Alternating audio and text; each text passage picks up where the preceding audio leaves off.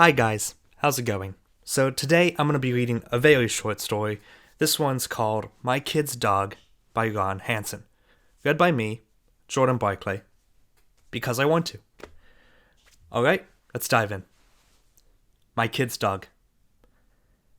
My kid's dog died. Sparky. I hated that dog. The feeling was mutual. We got off on the wrong foot, whining in his pen those first nights. My squirt gun in his face, and him blinking from the water. And then the holes in the yard. The so-called accidents in the house. His nose snuffling into my Brooks Brothers trousers. Him slurping my fine Pilsner beer, or sneaking bites of my Dagwood sandwich when I fell asleep on the sofa. Also his inability to fetch, take a joke, to find the humor in sudden air horns. To be dandled, roughhoused, or teased. And then the growling, the skulking, the snapping at my ankles, the hiding from me under the house, and literally thousands of abject refusals to obey. Like, who the hell are you? You'd have thought he was a cat. When pushed to the brink, I shouted, "I'll cut your face off and show it to you." And the small-brained mammal just stared at me. But with the kids or my wife, little Foo-Foo was a changeling, conning them with the tail, the prance, the peppiness, the soft chocolate eyes, the sloppy expressions of love, the easy tricks that if I performed, I'd get no credit for. Oh, we understood each other all right. I was on to him. And then, at age 10, and none too soon, he kicked the bucket. You'd think that would be it. End of story. But no.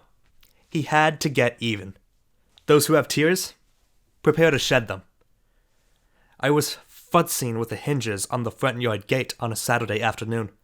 My Tattersall shirt sleeves rolled up and mined off in Oklahoma, when I noticed Fido in the California shade, snoozing, but for once a little wistful too, and far more serene than he usually was in my offensive presence. I tried to surprise him with my standard patriarchal shout, but it was a no-go. So I walked over and prodded the little guy with my wingtip. Nothing doing. And not so much as a flutter in his oddly abstracted face. Surely this was the big sleep, I thought. She who must be obeyed was at the mall, provisioning. So I was safe from objection or inquiry on that account. I then made an inventory of my progeny. Buzz in the Collegiate East, in the realms of heart attack tuitions. Zach in the netherworld of the surf shop. Susie, my last kid, on our bike and somewhere with her cousin. Were I to bury Rover with due haste and dispatch, I could forestall the waterworks? Even convince them he'd signed up with the circus? Run afoul of Cruella de Vil? Anything but died. I got a green tarpaulin from the garage and laid it out on the front lawn, where I hesitated before using my shoe to roll Spot into his funeral shroud. Then dragged him back to the Victory Garden, where Summer's dying zucchini plants were in riot. With trusty spade, I dug his burial place, heaped earth atop him, tamped it down with satisfying whumps. I was feeling good about myself. Heroic, as if, miraculously, compassion and charity had invaded not only my bones, but my sinewy muscle tissues. I fixed myself a tall glass of gin and tonic and watched the first quarter of the USC football game. And then pangs of conscience assailed me. Hadn't my investigation of said demise of Precious been rather cursory? Wouldn't I, myself, closely cross-examine a suspect whose emotions were clouded, whose nefarious wishes were well established, whose veterinary skills were without credential? The innocence of my childhood had been spoiled with the tales of Edgar Allan Poe, so it was not difficult to conjure images of Scruffy clawing through tarpaulin and earth as if he fought for one last gasp of air that others could more profitably use. I marched out to the garage, with aforementioned spade, and with great lumbar strain exhumed over our darling lapdog. Considering the circumstances, he seemed none the worse for wear, but I did detect a marked disinclination to respirate, which I took as a sign either of his inveterate stubbornness or of his having reached the Stygian shore. The latter seemed more likely. I heard in my fuddled head a line from the Wild Bunch when a critically injured gunman begs his outlaw gang to finish it. And in the healing spirit of Hippocrates, I lifted the high shovel and wanged it down on Harvey's head. To my relief, not a whimper issued from him. I was confident he was defunct. With care, I shrouded and buried him again, committing earth to earth and dust to dust, and so on, and with sprite-like step conveyed myself to the kitchen, where I made another gin and tonic, and, in semi-prone position, settled into the game's third quarter, the fabled Trojan running attack grinding out. It would seem, another win. I was shocked awake by the impertinence of a ringing telephone, which I, with due caution, answered. It was my wife's friend Vicky inquiring about the pooch, for it was her assertion that Snip had fancied a taste of her son's upper calf, and without invitation or permission to do so, had partaken of the same within the last 24 hours.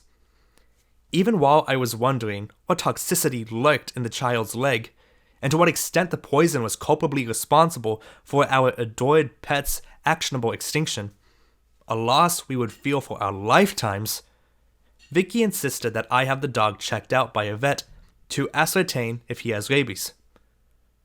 Cause of death. Rabies? It seemed unlikely, notwithstanding his surliness. There had been no Cujo-esque frothing or lunging at the car windows. But my familiarity with torts has made me both careful and rather unctuous in confrontations with the plaintiff. So I assured the compliant that I would accede to her request. Off to the backyard again, my place that of a woebegone trudge, and with my implement of agriculture, I displaced the slack and loosened earth. This was getting old. With an accusatory tone, I said, "You're doing this on purpose, aren't you?" And I took his silence as a plea of nolo contendere. My plan, of course, was to employ the Oldsmobile 88 to transport my burden to the canine's autopsy at Dr. Romo's office just a half a mile away. However, upon settling into this plush front seat, it came to my attention that Zack, he who is but a sojourner on this earth, had not thought to replenish the fuel he'd used up on his trip to the Hollywood Bowl last night. The vehicle was not in a condition of plenitude, would not ferry us farther than a block. With Buster lying in the altogether on the driveway, not yet unsightly, but no calendar page, I went into the house and found an old leather suitcase in the attic, then stuffed the mutt into the larger flapped compartment before hefting him on his final journey to those veterinary rooms he always shivered in. I am, as I may have implied, a man of depth, perspicacity, and nearly Olympian strength, but I found myself hauling my heavy and lifeless cargo to Dr. Romo's with a pronounced lack of vigor and resolve. The September afternoon was hot, the Pasadena streets were vacant, the entire world seemed to have found entertainment and surcease in ways that I had not. I was, in a word, in a sweaty snit, and after many panting and pain-filled stops, my spine in Quasimodo configuration and my right arm gradually inching longer than my left. It was all I could do not to heave the suitcase containing Wonder Dog into the hallway behind the Chinese restaurant. But during our joint ordeal, I had developed a grudging affection for our pet. He who'd been so quick to defend my kith and kin against the noise of passing trucks, who took loud notice of the squalls outside, who held fast in the foyer, hackles raised, fearlessly barking, whenever company arrived at the front door. With him, I seemed calm, masterful, and uneccentric, the superior man that the I Ching talks about so much. Without him, I thought, I would be otherwise. I put down the suitcase to shake the ache from my fingers and subtract affliction from my back. It was then that my final indignity came. An angel of mercy spied my plight, braked his ancient Cadillac, and got out. His facial piercings and tattoos, and shoot the marble eyes belied the kindness and decency of his heart as he asked, "Can I help you with that suitcase?" "I can handle it." "Are you sure?" "I'm just 2 blocks away." "What the heck's in it?" he asked. And for some reason, I said, "A family heirloom." "Wow," he said. "Why don't you put it in my trunk and I'll help you with it? I got nothing better to do." Well, I did not just fall of the turnip truck. I would have been, in other circumstances, suspicious. But I was all too aware of the weight and worthlessness of my cumbrance, and so I granted his specified offer, hoisting the deceased into the sevel and slamming down the trunk lid. And, in evidence of our fallen state, my Samaritan immediately took off without me, jeering and peeling rubber and speeding west toward Los Angeles. I could only lift my hand in a languid wave. So long, old sport.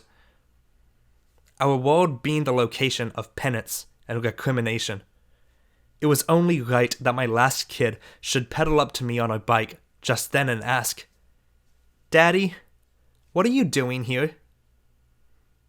Waving to a guy, I thought, who's about to become an undertaker. And then I confessed. Spiky's sudden death, the burial, not the exhumation and execution attempt, but the imputation of rabies and my arduous efforts to acquit his reputation with a pilgrimage to the vets. Susie took it in with sang-froid for a little while, but then the lip quivered and tears spilled from her gorgeous eyes. And as I held her close, she begged me to get her another dog just like Sparky. And that was Sparky's final revenge. For I said, "Okay, honey, another dog, just like him." End of My Kid's Dog by Ron Hansen. This is an audio recording by me, Jordan Barclay, just doing it because I want to, and I see this is on a high school list. So yeah, I hope you enjoyed the video. If you enjoyed the production, hit the like button, I'd appreciate it. If you have any requests on what I should read next, comment below, and I'll see if I can get to it as soon as possible. And if you want to be updated on these recordings, hit the subscribe button and ring the bell for notifications. Alright, I'll see you with another one very soon. Until then, I'm out. Peace.